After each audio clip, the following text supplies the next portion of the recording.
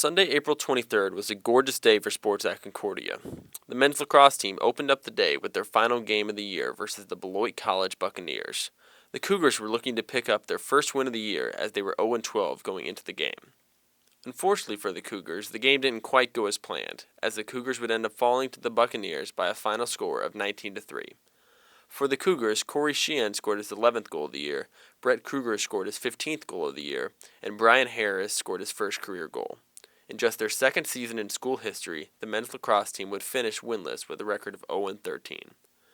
The Cougar baseball team was looking to clinch the River Forest Rivalry Cup as they had a home doubleheader versus the Stars of Dominican University. Going into the day, the Cougars were 12-2 in conference play and 20-11 overall. The game looked a little shaky at the start, with the Stars opening up the scoring with one run in the first inning, but that didn't faze starting pitcher Adam Schmidt, as he didn't let up another run for the rest of the game.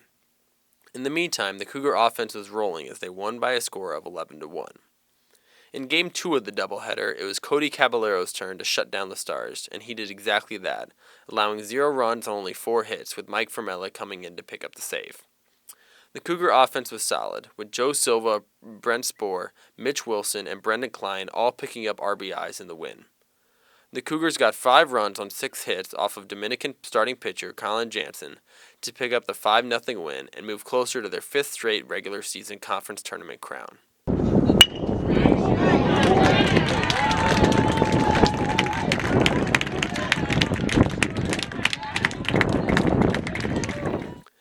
The day of sports closed with the intramural men's basketball tournament. All the teams had worked extremely hard all year to get to qualify for this 8-team single elimination tournament. There were some very exciting games played throughout the day, especially whenever the semifinal games rolled around. In one semifinal, the number 2 seeded Silent Assassins defeated the number 3 seeded Pocket Passers by a score of 61-54 in a very close game.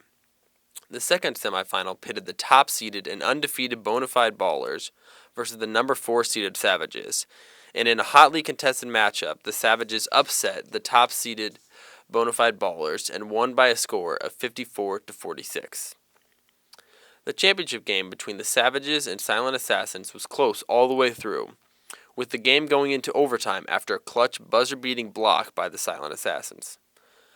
In overtime, the Savages would go cold as the Silent Assassins won the 2017 Men's Basketball Intramural Championship by a score of 68-59.